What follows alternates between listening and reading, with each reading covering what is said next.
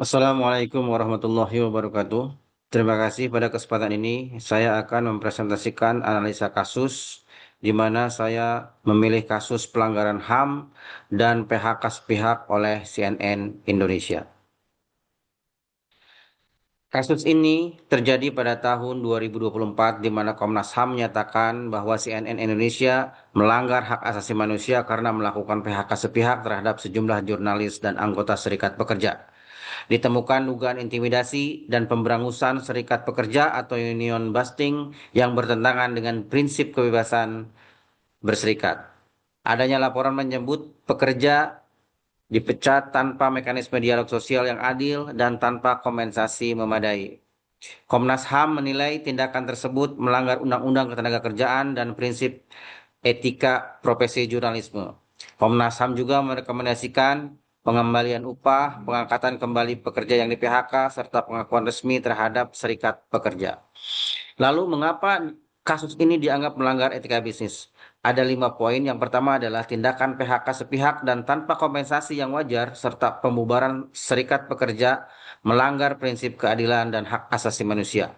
Yang kedua, CNN tidak menjalankan putusan pengadilan hubungan industri yang dimenangkan oleh salah satu penggugat dari serikat pekerja.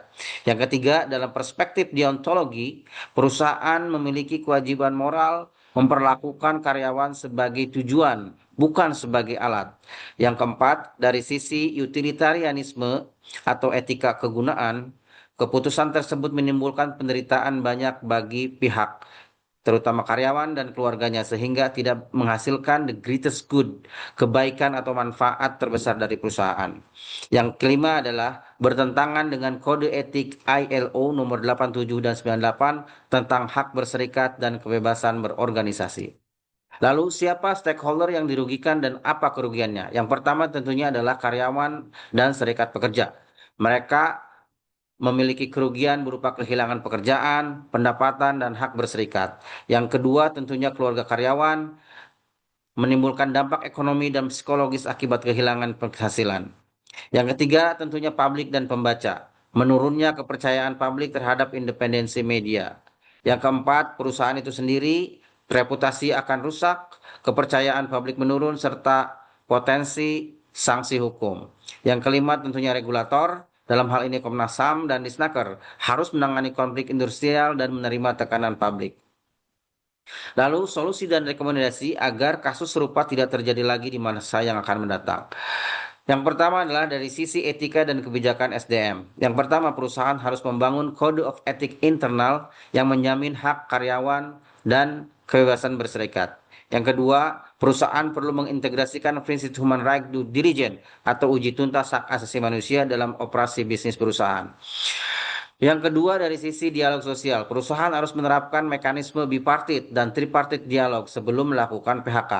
Libatkan serikat pekerja dalam pengambilan keputusan strategis dan sebagai mitra sosial perusahaan. Yang ketiga, harus adanya pengawasan dan transparansi, di mana perusahaan harus melakukan audit etika rutin oleh pihak independen. Yang kedua, adanya sistem pelaporan pelanggaran atau whistleblowing mechanism. Yang keempat, adanya corporate culture reform melalui pendidikan etika bisnis. Bisa melalui pelatihan etika dan kepemimpinan berbasis nilai moral dan SDG 8, serta pelatihan bagi pimpinan media untuk memahami tanggung jawab sosial dan HAM. Lalu, kesimpulan dari kasus ini, kasus CNN Indonesia menunjukkan bahwa keberhasilan bisnis media tidak boleh mengorbankan martabat manusia. Etika bisnis menuntut perusahaan untuk menjunjung keadilan, transparansi, dan penghormatan terhadap hak asasi manusia. Demikian, Assalamualaikum warahmatullahi wabarakatuh.